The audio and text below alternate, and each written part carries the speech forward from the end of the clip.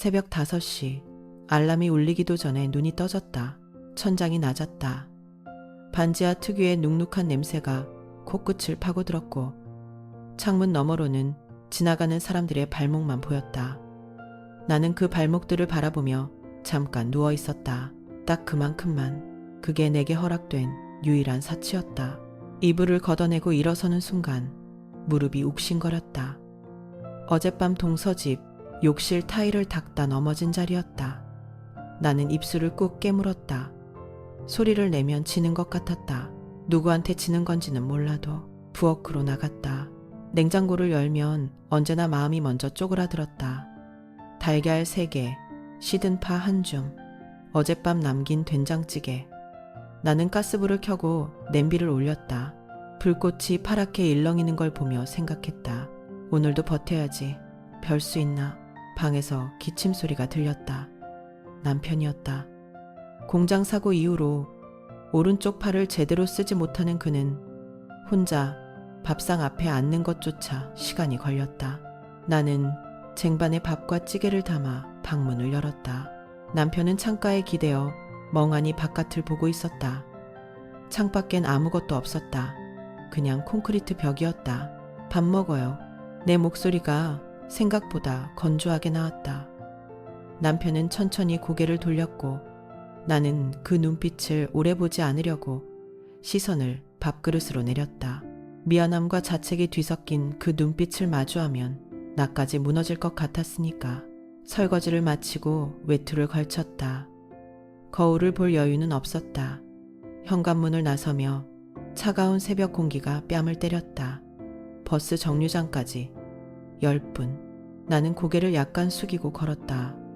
동서집을 향해 오늘도 어김없이 버스에 올라 창가 자리에 앉았다. 유리창에 내 얼굴이 비쳤다. 언제부터 이렇게 됐을까? 눈가에 주름이 깊어진 건지 아니면 그냥 피곤한 건지 구분이 안 됐다. 버스가 출발했다. 차창 밖으로 와. 차창 밖으로 아직 어둠이 채 걷히지 않은 골목들이 흘러갔다. 가로등 불빛 아래 쓰레기 봉투들이 쌓여 있었고 어느 편의점 유리문 안에서 알바생이 하품을 하고 있었다. 나는 그 모든 것을 보면서도 아무것도 보지 않았다. 머릿속에는 숫자만 맴돌았다. 2,300만 원. 처음 빌린 돈은 500이었다. 동서집 현관 비밀번호를 누를 때마다 손가락 끝이 저렸다. 내가 이 번호를 외운 게 아니라 몸이 먼저 기억하는 것이었다. 문이 열리면 언제나 같은 냄새가 났다. 비싼 섬유 유연제 냄새. 나는 그 냄새가 싫었다. 앞치마를 두르고 걸레를 짜는 사이 박선영이 거실 소파에 비스듬히 누워 휴대폰을 들여다보고 있었다. 아침부터 드라마를 보는 건지 쇼핑을 하는 건지 손톱에 새로 칠한 젤 네일이 햇빛에 반짝였다. 미순 씨, 화장실 타일 사이 곰팡이 또 올라왔더라. 오늘 다 긁어내. 명령인지 독백인지 구분도 안 되는 말투였다. 나는 대꾸 없이 걸레를 마룻바닥에 밀었다. 무릎이 시렸다. 이 집 바닥은 언제나 차가웠다. 이번 달 이자 또 밀렸지? 소파 쪽에서 피식 웃는 소리가 들렸다. 나는 손을 멈추지 않았다. 걸레질을 계속했다. 앞으로, 앞으로. 몸으로 때우는 거잖아. 어차피 내가 착한 거지. 다른 데 같으면 진작에 법대로 갔어. 심장이 한 박자 세게 뛰었다. 손등에 핏줄이 도드라지도록 걸레자루를 쥐었다. 하지만 나는 고개를 들지 않았다. 마루의 나뭇결을 따라 시선을 고정한 채 숨을 천천히 내뱉었다. 지금 무너지면 안 된다. 지금은 아직 앞으로, 앞으로. 나는 걸레를 밀면서 속으로 그 말을 되뇌었다. 그것만이 내가 이 집에서 버티는 방법이었다. 반지하 계단을 내려오면 언제나 습기가 먼저 맞아주었다. 동서집의 차갑고 번들거리는 대리석 바닥과는 달리 우리 집 장판은 군데군데 들떠 있었다. 하지만 이상하게도 그 낡은 장판을 밟을 때마다 어깨에서 힘이 빠졌다. 겨우 숨을 쉴 수 있었다.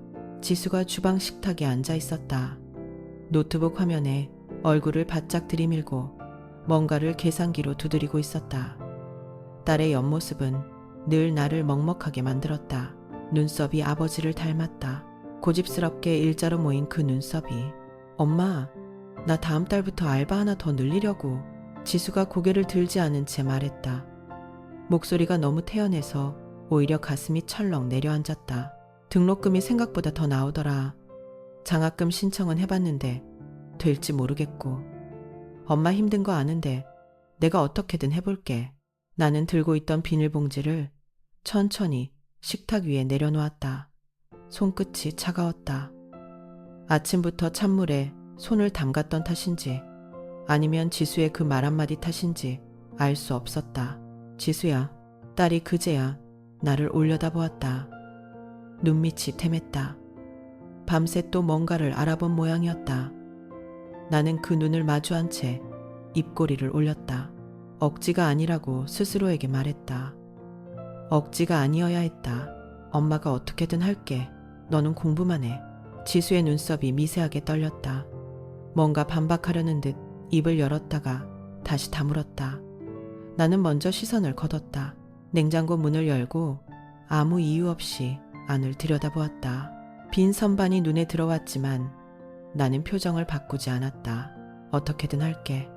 그 말이 내 안에서 메아리 쳤다. 방법은 아직 없었다. 하지만 그 말만은 거짓말이 되게 두지 않을 것이었다. 어떻게든 할게.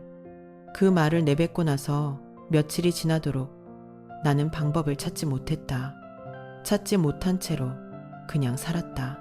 새벽에 일어나 동서 집으로 가고 밥을 짓고 빨래를 개고 욕실 타일 사이의 곰팡이를 손톱으로 긁어냈다.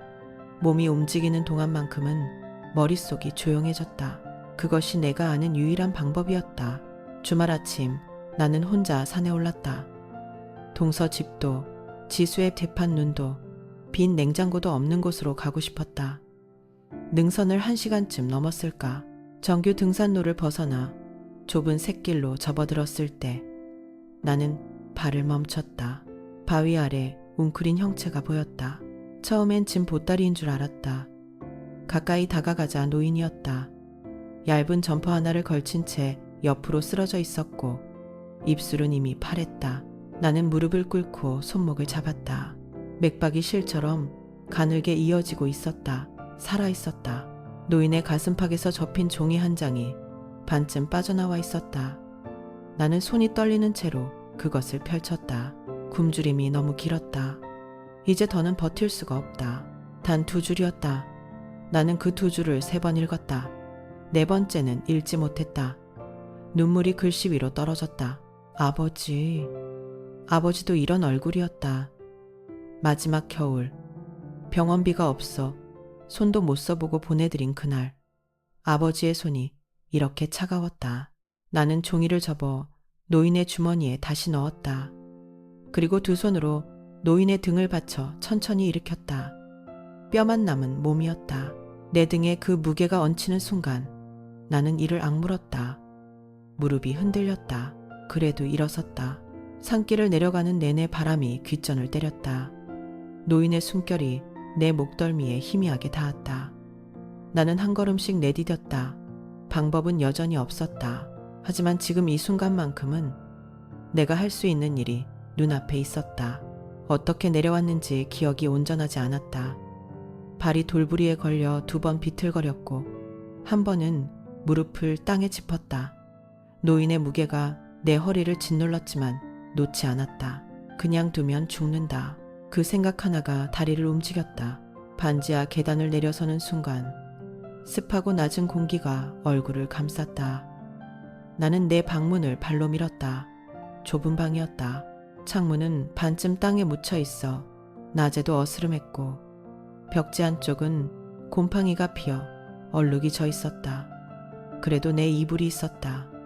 나는 노인을 내 자리에 눕히고 접어두었던 담요를 꺼내 어깨까지 덮었다. 부엌으로 나오니 남편이 휠체어를 밀며 나를 바라보고 있었다. 그의 눈빛에는 걱정과 피로가 섞여 있었다. 미순아, 우리도 먹고 살기 힘든데. 낮고 지친 목소리였다. 틀린 말이 아니었다. 쌀통 바닥이 보이는 날이 한 달의 절반이었고 동서에게 갚아야 할 이자는 이번 달도 밀려 있었다. 나는 냄비에 물을 올리며 조용히 말했다. 그냥 두면 죽어요. 그게 전부였다. 변명도 설명도 아니었다. 나는 쌀 한 줌을 씻어 불에 올렸다. 미음이 끓는 동안 나는 노인의 방 앞에 쪼그려 앉아 문틈으로 흘러드는 가느다란 숨소리를 들었다. 살아 있었다. 아직은. 미음이 다 끓을 무렵 나는 노인에게 죽 한 그릇을 떠다 드렸다. 손이 너무 떨려 숟가락을 쥐지 못하셔서 내가 한 술 한 술 입에 넣어드렸다. 드시다가 눈물을 흘리셨다. 나는 아무 말도 하지 않았다. 그냥 다음 숟가락을 떴다. 사흘이 지났다. 노인의 안색이 조금씩 돌아오고 있었다. 그날 오후 나는 부엌에서 설거지를 하고 있었다. 수도꼭지에서 물이 가늘게 흘렀고 창문 너머로 반지 앞마당의 흙바닥이 보였다. 그때였다. 계단 위에서 쿵쿵거리는 발소리가 들렸다. 한 번에 두 칸씩 밟는 소리. 나는 손을 멈췄다. 동서 선영이었다. 문을 두드리지도 않았다. 그냥 열고 들어왔다. 선영은 거실 한가운데 서서 방안을 훑었다. 내가 열어둔 문틈 사이로 노인이 보였을 것이다. 이불을 덮고 누워 계신 노인이. 선영의 눈이 가늘어졌다. 이게 뭐야? 말이 아니었다. 독이었다. 거지를 들여놨어? 노숙자를? 여기가 무슨 쉼터야? 나는 행주를 내려놓았다. 천천히.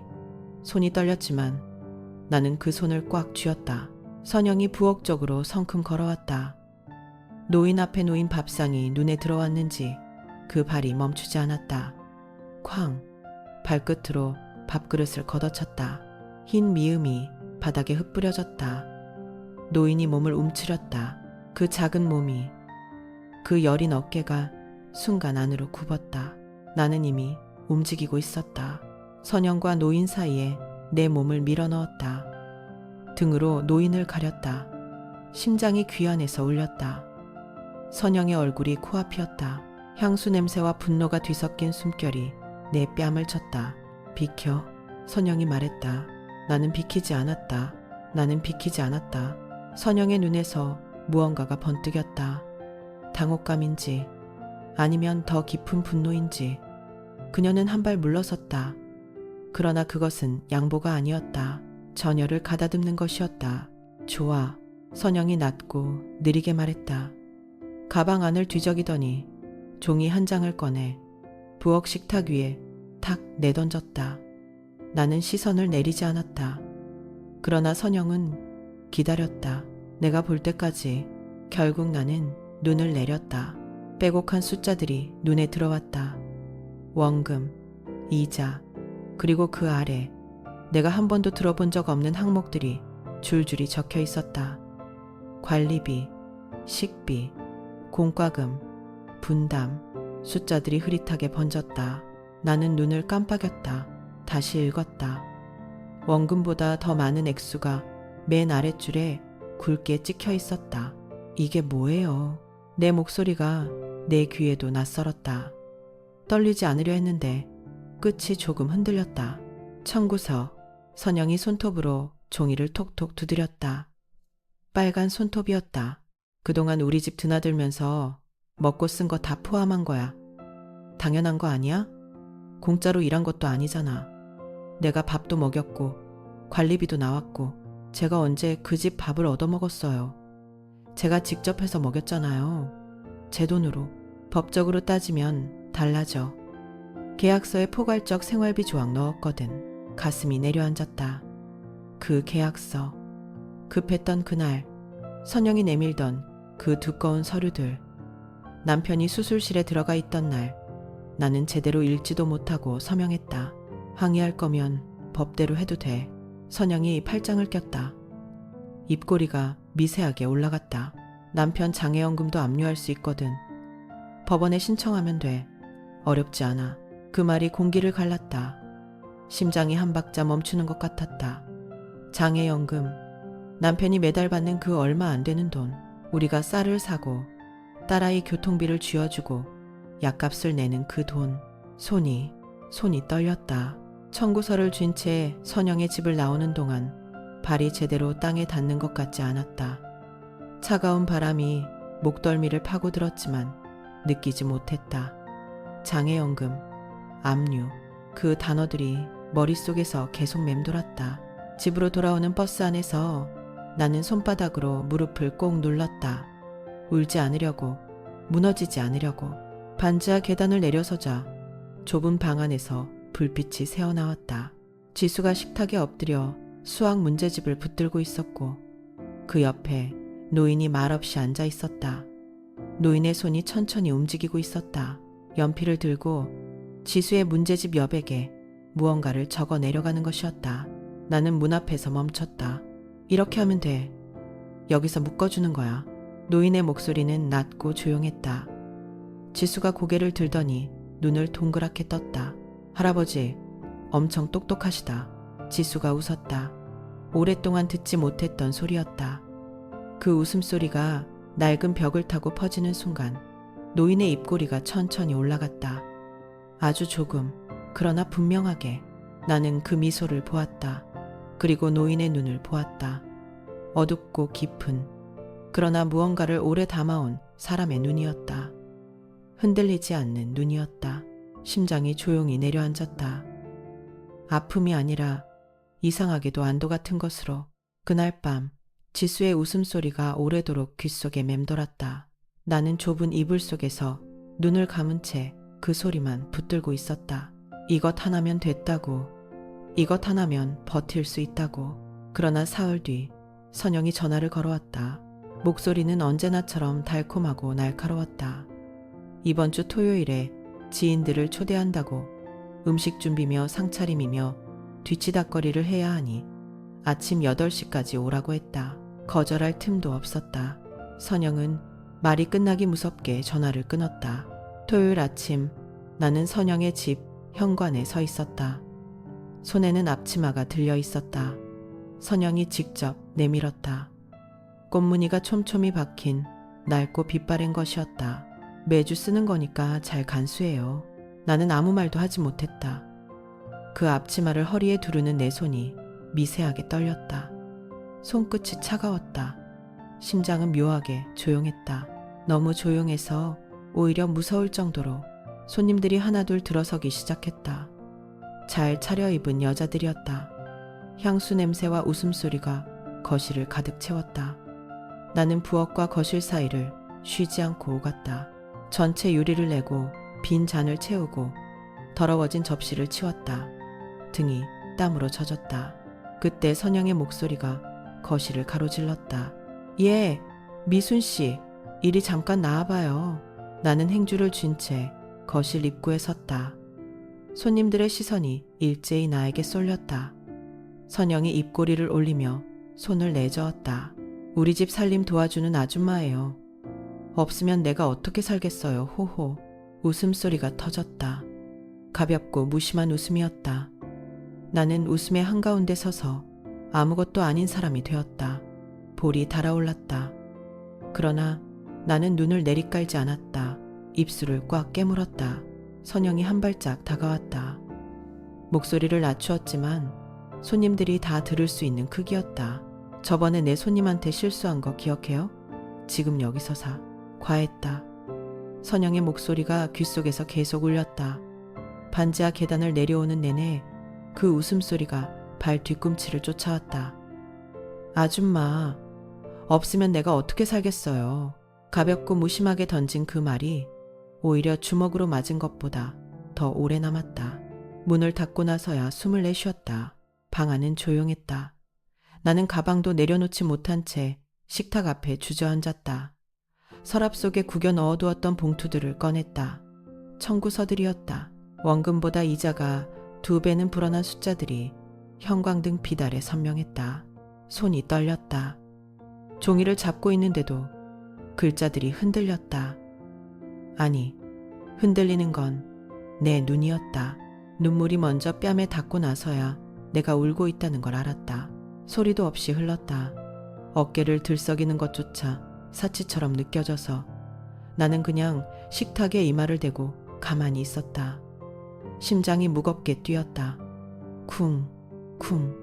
마치 그 박동 하나하나가 빚의 이자처럼 쌓이는 것 같았다. 그때 따뜻한 것이 손등에 닿았다. 찻잔이었다. 노인이 말없이 내 옆에 앉아 두 손으로 잔을 건네고 있었다. 주름진 손이 살짝 떨렸다.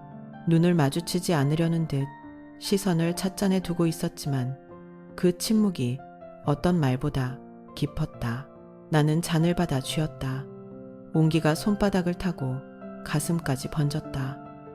숨을 한 번 깊이 들이쉬었다. 이대로는 안 된다. 소리내어 말하지 않았다. 그러나 그 다짐은 눈물보다 먼저 굳었다. 청구서를 다시 바라보았다. 이번에는 손이 떨리지 않았다. 다음 날 아침 나는 그 청구서를 반으로 접어 안주머니 깊숙이 넣었다. 종이 끝이 가슴팍에 닿을 때마다 서늘했다. 칼날처럼. 동네 법률 상담소는 좁고 낡은 건물 2층에 있었다. 계단을 오르는 내내 심장이 빠르게 뛰었다. 무릎이 가벼이 떨렸다. 상담 순서를 기다리는 의자에 앉아서도 손을 무릎 위에 꾹 눌러야 했다. 옆자리에 앉은 여자가 먼저 말을 걸었다. 많이 떨리죠? 저도 처음엔 그랬어요. 오복희였다. 나보다 2살 아래로 보이는 얼굴에 눈빛만큼은 또렷했다. 그녀도 비슷한 사정으로 이곳을 드나든다고 했다. 우리는 상담이 끝난 뒤 건물 앞 낡은 벤치에 나란히 앉았다. 나는 말없이 안주머니에서 청구서를 꺼냈다. 손가락 끝이 종이 모서리에 걸려 미세하게 떨렸다. 오복희는 받아들고 천천히 읽었다. 읽을수록 그녀의 눈썹이 좁혀졌다. 입술이 일자로 굳었다. 이게 언제 계약한 거예요? 3년 전이요. 그녀가 숨을 한번 내뱉었다. 분노가 섞인 숨이었다. 증거만 있으면 뒤집을 수 있어요. 이자 제한법 위반이에요. 이 이자율 법정 최고 한도를 훌쩍 넘었거든요. 그 말이 귀를 타고 가슴속 어딘가에 박혔다. 뒤집을 수 있다. 나는 손바닥으로 무릎을 꽉 쥐었다. 떨림이 터졌다. 도와줄게요. 제대로. 오복희의 목소리는 낮고 단단했다. 나는 고개를 끄덕이는 대신 입술을 꾹 다물었다. 눈물이 나올 것 같아서였다. 그러나 이번엔 울지 않기로 했다. 눈물은 이미 어젯밤에 다 썼다. 오복희와 헤어진 그날 밤 나는 반지하 계단을 내려오면서 처음으로 발걸음이 조금 가벼워진 것을 느꼈다. 뒤집을 수 있다. 그 말 하나를 가슴속에 씨앗처럼 품고 잠자리에 들었다. 씨앗은 작았지만 단단했다. 그리고 사흘이 지났다. 그날 아침은 유난히 조용했다.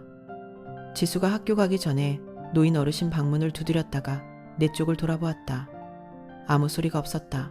나는 행주를 내려놓고 복도로 나갔다. 문을 열었다. 방 안에 사람이 없었다. 이불은 반듯하게 개어져 있었다. 베개 위에 주름 하나 없이 정갈하게 포개진 이불이 오히려 더 낯설었다. 그 위에 작은 메모지 한 장이 놓여 있었다. 눌러쓴 볼펜 자국이 깊었다. 고맙소. 딱 2글자였다. 지수가 내 옆에 와섰다. 우리는 아무 말도 하지 않았다. 창문 너머로 아침 햇살이 비스듬히 들어와 빈 방바닥을 가로질렀다. 어르신이 앉아 숭늉을 마시던 자리가 그 빛 안에 있었다. 나는 메모지를 집어들었다. 종이가 얇아서 손가락 사이로 빛이 비쳤다. 심장이 이상하게 조여들었다. 걱정인지 서운함인지 아니면 설명할 수 없는 다른 무언가인지 알 수 없었다. 지수가 낮게 중얼거렸다. 엄마, 어디 가신 거야? 나는 대답하지 못했다. 그저 메모지를 손바닥 안에 꼭 쥐었다. 2글자가 살 속으로 파고드는 것 같았다. 그날 오후 내내 나는 빈 방문을 닫지 못했다. 설거지를 하다가도 빨래를 개다가도 자꾸만 그 방 쪽으로 시선이 갔다. 어르신이 앉아 계시던 자리에 햇살만 남아 있었다. 걱정인지 허전함인지 그 감정에 이름을 붙이지 못한 채 나는 하루를 보냈다. 저녁이 되어서야 나는 겨우 방문을 닫았다. 동서집 살림을 마치고 돌아온 것은 밤 10시가 넘어서였다. 지수는 이미 잠들어 있었다. 나는 발소리를 죽이며 부엌에서 물 한 잔을 마셨다. 손이 차가웠다. 오늘 하루 동안 몇 번이나 손을 씻었는지 세는 것도 포기한 지 오래였다. 그때였다. 거실 불이 꺼져 있어서 처음에는 보이지 않았다. 베란다 쪽으로 비스듬히 몸을 기댄 채 오복희가 전화를 하고 있었다. 나는 부엌 입구에 멈춰섰다. 그녀는 나를 보지 못했다. 목소리가 낮고 빨랐다. 마치 누군가에게 들킬까봐 두려운 사람처럼. 계약서 사본 내가 빼돌렸어. 걱정 마. 미순이 뭘 준비하는지 다 알려줄게. 심장이 한 박자 늦게 뛰었다. 손에 들고 있던 컵이 손바닥 안에서 미끄러질 것 같았다. 나는 숨을 참았다. 복희의 입술이 움직이는 것이 베란다 유리에 희미하게 반사되었다. 선영, 저 목소리 너머에 선영이 있다는 것을 나는 본능으로 알았다. 나는 소리 없이 한 걸음 뒤로 물러섰다. 어금니를 깨물었다. 아직이었다. 지금은 아직이었다. 그날 밤 이후로 나는 복희의 얼굴을 볼 때마다 입술을 깨물었다. 아무것도 모르는 척, 아무것도 듣지 못한 척. 그것이 지금 내가 할 수 있는 유일한 무기였다. 때가 아직 오지 않았다는 것을 나는 뼛속으로 알고 있었다. 사흘이 지났다. 오전 햇살이 반지하 창문 아래쪽으로 비스듬히 기어들어오던 참이었다. 나는 막 빨래를 개키려고 거실 바닥에 앉아 있었다. 그때 골목 쪽에서 낯선 소리가 들렸다. 엔진 소리였다. 이 골목에서는 들어본 적 없는 묵직하고 낮은 울림이었다. 나는 무심코 창문 너머를 내다보았다. 검은 승용차였다. 한 대가 아니었다. 2대, 3대. 번쩍이는 차체가 좁은 골목을 가득 메우며 천천히 멈추었다. 나는 손에 쥐고 있던 수건을 내려놓지도 못한 채 자리에서 일어섰다. 차 문이 열렸다. 어두운 정장을 입은 남자들이 먼저 내렸다. 그들은 주위를 훑어보았다. 경호원이었다. 그 뒤를 따라 한 사람이 천천히 차에서 내렸다. 회색 줄기가 섞인 머리카락, 반듯하게 여민 감청색 정장, 가죽 구두 끝이 골목 바닥에 닿는 순간 나는 숨이 막혔다. 강 노인이었다. 아니, 강 노인의 얼굴을 한 전혀 다른 사람이었다. 2달 전 내가 산속에서 끌어안았던 그 야윈 몸은 없었다. 대신 그 자리에는 세상의 무게를 오랫동안 짊어온 사람만이 가질 수 있는 서늘하고 단단한 기품이 서 있었다. 그가 고개를 들어 반지하 창문 쪽을 바라보았다. 그리고 낮고 또렷하게 말했다. 박미순 씨 계십니까? 내 이름이었다. 내 이름이 저 입에서 나왔다. 수건이 손에서 미끄러져 바닥에 떨어졌다. 나는 그 자리에 굳어버렸다. 심장이 이상한 박자로 뛰었다. 빠르지도 느리지도 않게 그저 무겁게.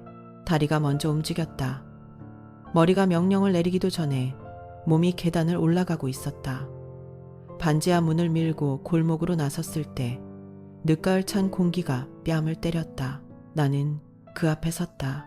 그가 나를 보았다. 2달 전 산속에서 내가 그의 손을 잡았을 때 그 손은 얼음처럼 차갑고 가늘었다. 지금 그는 경호원들 사이에서 반듯하게 서 있었다. 하지만 눈빛만은 달랐다. 그 눈빛만은 여전히 내가 기억하는 강 노인의 것이었다. 어딘가 깊고 어딘가 미안한 기억은 일찍 돌아왔소. 그가 먼저 말했다. 낮고 조용한 목소리였다. 경호원들이 한 걸음 물러섰다. 골목이 갑자기 텅 빈 것처럼 느껴졌다. 그런데도 그는 잠시 말을 멈추었다. 턱이 미세하게 떨렸다. 70을 넘긴 사람의 턱이 그렇게 아이처럼 떨렸다. 당신 모녀를 보면서 처음으로 살고 싶어졌소.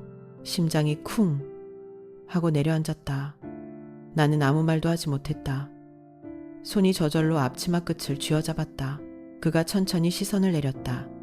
골목 바닥을 보는 것 같기도 했고 아무것도 보지 않는 것 같기도 했다.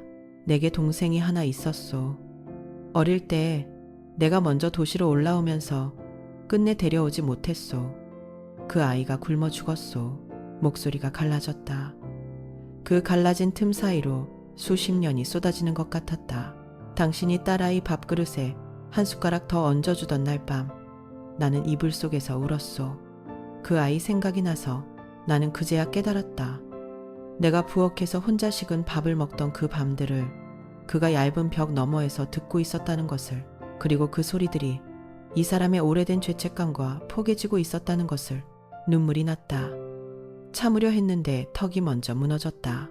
눈물을 닦은 것이 언제였는지도 기억나지 않는다. 그날 골목에서 회장님과 나눈 말들은 오래도록 가슴 한쪽 어딘가에 고여 있었다. 살고 싶어졌다는 그 말이, 밥 한 숟가락 때문에 이불 속에서 울었다는 그 말이. 나는 그 말들을 품고 다시 일상으로 돌아왔다. 선영이 집 설거지를 하고 빨래를 개고 또 이자 독촉 문자를 받으면서, 그리고 오늘 오복희가 나를 불렀다. 나는 그녀가 내민 서류 봉투를 보는 순간 뭔가 잘못되었다는 것을 직감했다. 봉투 안에서 꺼낸 것은 내가 선영에게 빌린 돈의 계약서였다. 원본이 아니었다. 사본이었다. 그런데 그 사본을 쥐고 있는 사람은 오복희가 아니었다. 선영이었다. 선영이 그것을 내 눈앞에서 천천히 흔들었다. 손목의 금팔찌가 형광등 아래서 번쩍였다. 네가 모은 증거 내가 다 가지고 있어. 법대로 해봐. 목소리가 얼음처럼 매끄러웠다. 나는 숨이 막혔다. 가슴 한가운데가 돌덩어리처럼 무거워지면서 심장이 불규칙하게 뛰기 시작했다. 손끝이 저렸다. 나는 시선을 돌렸다.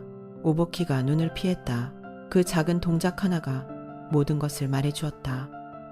내가 밤마다 손 떨며 모아두었던 영수증들, 이자 계산 메모들, 선영이 내뱉은 폭언을 적어둔 수첩, 오복희에게 맡겼던 것들이었다. 믿었기 때문에, 피부치처럼 여겼기 때문에 무릎이 흔들렸다. 나는 그 자리에 서서 오복희의 옆벌구를 바라보았다. 그녀는 끝내 나를 보지 않았다. 무릎이 흔들렸지만 나는 쓰러지지 않았다. 쓰러지면 안 된다는 것을 알고 있었다. 지금 이 자리에서 무너지면 선영은 평생 그 장면을 안주 삼아 살아갈 것이었다. 나는 이를 악물었다.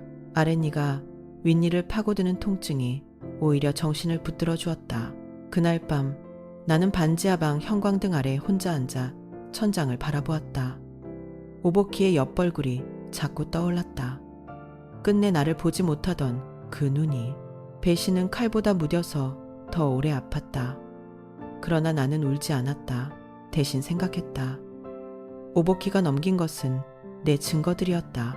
하지만 선영은 그것이 함정의 절반에 불과하다는 것을 몰랐다. 사흘이 지났다. 나는 선영에게 직접 전화를 걸었다. 목소리를 가다듬고 숨을 고르고 최대한 납작하게 낮추었다. 자존심이 목구멍을 긁어올랐지만 삼켰다.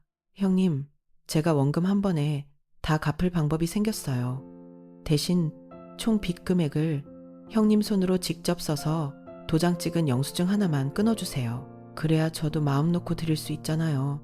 수화기 너머로 잠깐의 침묵이 흘렀다. 선영이 코웃음을 쳤다. 의심하는 기색이 아니었다. 비웃는 것이었다. 그래, 와, 얼마인지 내가 똑똑히 써줄게. 전화를 끊는 순간 나는 손이 떨리는 것을 느꼈다. 두려움이 아니었다. 오랫동안 눌러두었던 무언가가 드디어 숨구멍을 찾아 올라오는 감각이었다. 선영은 자신이 쓰는 그 숫자가 자신의 목을 조르는 올가미가 될 줄 꿈에도 몰랐다.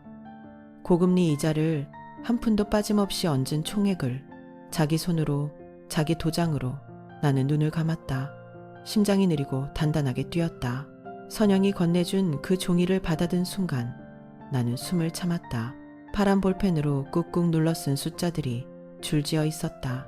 원금 위에 이자가 얹히고 이자 위에 또 이자가 쌓인 그 숫자는 내가 지난 몇 년간 등에 지고 살아온 무게의 정확한 이름이었다. 선영은 도장까지 힘차게 찍으며 비죽 웃었다. 나는 고개를 숙여 감사하다고 말했다. 목구멍이 쓰렸다. 하지만 손끝은 차갑도록 고요했다. 그날 밤 나는 그 영수증을 스캔했다. 그리고 서랍 깊숙이 넣어두었던 녹음기를 꺼냈다. 선영이 내 귀에 대고 못 갚으면 네 딸 학교 앞에서 망신 줄 거야 라고 속삭이던 그 목소리가 작은 기계 안에 고스란히 잠들어 있었다. 나는 파일을 열어 처음부터 끝까지 한번 들었다. 심장이 천천히, 그러나 단단하게 뛰었다. 회장님 측 변호인에게 2가지를 넘긴 것은 그 다음날 아침이었다. 변호인은 서류를 훑어보더니 짧게 말했다. 이자 제한법 위반에 강요죄까지 충분합니다. 나는 아무 말도 하지 않았다. 금융감독원과 경찰서에 고소장이 접수되었다는 연락이 온 것은 사흘 후였다. 선영이 경찰서로 끌려가던 날 나는 그 자리에 없었다.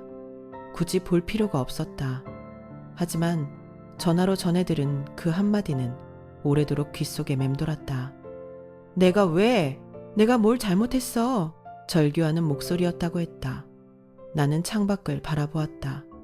늦가을 햇살이 반지하 창문 위로 비스듬히 쏟아졌다. 눈물이 나오지 않았다. 다만 가슴 한복판에서 무거운 돌덩이 하나가 조용히 소리 없이 내려앉는 것이 느껴졌다. 돌덩이가 내려앉은 자리에는 이상하게도 공허함이 아니라 고요함이 찾아왔다. 며칠 동안 나는 그 고요함 속에 가만히 앉아 있었다. 밥을 짓고 남편 약을 챙기고 지수의 교복을 다렸다. 아무 일도 없었던 것처럼. 하지만 손끝이 달랐다. 더 이상 떨리지 않았다. 회장님이 직접 찾아오신 것은 그로부터 열흘 후였다. 반지하 계단 앞에 검은 승용차가 멈추었을 때 나는 마침 빨래를 걷고 있었다. 회장님은 경호원들을 차 옆에 세워두고 혼자 계단을 내려오셨다. 손에는 얇은 서류 봉투 하나와 작은 열쇠 꾸러미가 들려 있었다. 이미 다 처리했습니다. 봉투 안에는 채무 완제 확인서가 들어 있었다. 선영에게 진 빚, 이자의 이자까지 단 한 줄도 남기지 않고 모두 청산되었다는 도장이 찍혀 있었다. 나는 종이를 두 손으로 쥐었다. 손가락 끝이 하얗게 질릴 만큼 꽉 쥐었는데도 눈물이 나오지 않았다. 심장이 너무 세게 뛰어서 오히려 아무 소리도 들리지 않는 것 같았다. 이건 지수 등록금입니다. 졸업할 때까지. 두 번째 봉투를 내미시는 회장님의 손이 잠깐 떨렸다. 나는 그것을 보았다. 이분도 참고 계신 거라는 걸 알았다. 그리고 이것은 열쇠 꾸러미를 내 손바닥 위에 올려놓으셨다. 차갑고 묵직한 금속의 감촉이 손바닥 한가운데에 박혔다. 아파트 동호수가 적힌 작은 태그가 달려 있었다. 남향 3층 햇볕이 드는 집 남편분 재활병원과 일자리는 제 쪽에서 연결해 드리겠습니다. 억지로 드리는 게 아닙니다. 제가 살았으니까요. 나는 아무 말도 하지 못했다. 목구멍 어딘가에서 무언가가 단단하게 뭉쳐 올라왔지만 그것은 울음이 아니었다. 오래 참아온 것들이 한꺼번에 녹아내리는 감각이었다. 뜨겁고 느리고 조용한 이산화를 맑았다. 지수가 먼저 계단을 뛰어 올라갔다. 남편은 목발을 짚으면서도 내 손을 놓지 않았다. 나중에 들은 이야기였다. 선영이 회장님께 직접 찾아갔다는 것을. 꽃단장을 하고 고급 백화점 쇼핑백을 양손에 들고 마치 오랜 지인을 만나러 가는 것처럼 태연하게 로비에 나타났다는 것을. 하지만 회장님 비서는 그녀를 현관 앞에서 돌려보냈고 선영은 그 자리에서 소리를 질렀다고 했다. 경비원이 불려왔고 그 장면이 건물 CCTV에 고스란히 남았다고 했다. 그 뒤로 일들이 빠르게 무너졌다. 시동생이 먼저 소송을 걸었다. 혼인 기간 동안 선영이 불법 고금리로 여러 사람에게 돈을 빌려주고 착취해 왔다는 사실이 드러났다. 나만이 아니었던 것이다. 피해자들이 하나씩 나왔고 선영은 법정에 서야 했다. 이혼은 그보다 조용하게 끝났다. 판사 앞에서도 선영은 목소리를 높였다고 했다.